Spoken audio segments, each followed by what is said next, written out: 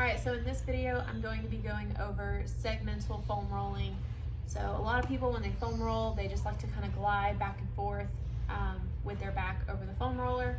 That's not wrong, but you might have some problem areas that are a little bit stiffer than others, so you want to give those some more attention than just rolling back and forth.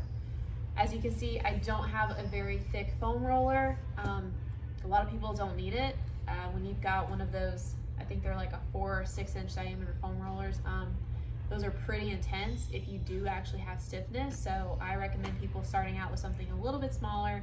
If you don't have a thin foam roller, you can always roll up a beach towel or just something else, even a pool noodle. If you're that stiff, a pool noodle will actually do a lot of the work. So get something smaller when you're starting out, because if it's too intense, if it's too difficult, you're not going to get the relaxation that you need.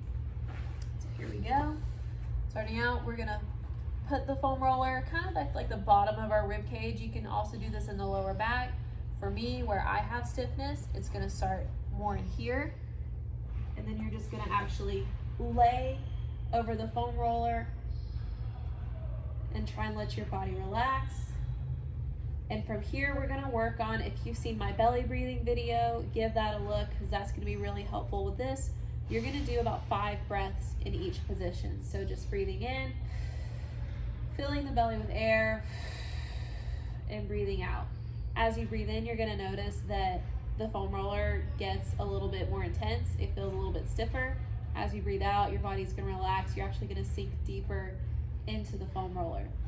So breathing again and out. After I relax, I can even work on taking my legs out a little bit straighter and just melting over this foam roller in that position.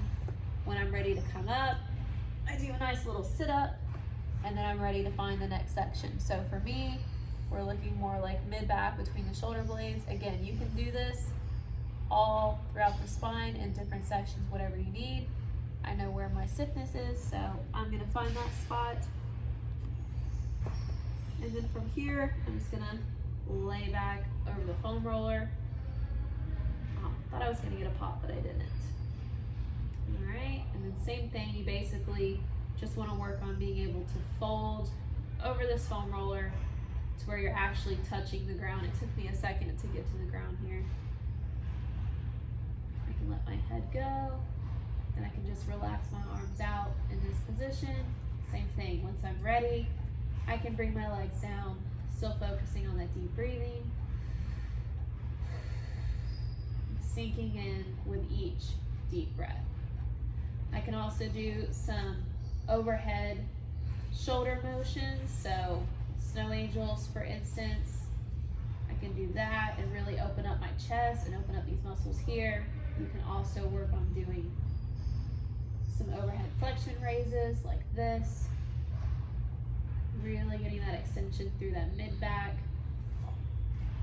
You can also, as you get better at this, I wouldn't suggest doing this from the get-go, but you can also work on doing more active movements too. So actually doing kind of a reverse crunch to where I'm just sitting up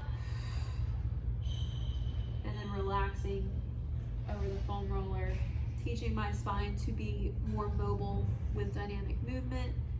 Same thing, if I'm doing this more at the low back, I can actually work on doing a bridge with the foam roller here. So engaging the glutes to raise the hips up, and then relaxing over the foam roller here, letting gravity do the work and me getting a deeper stretch.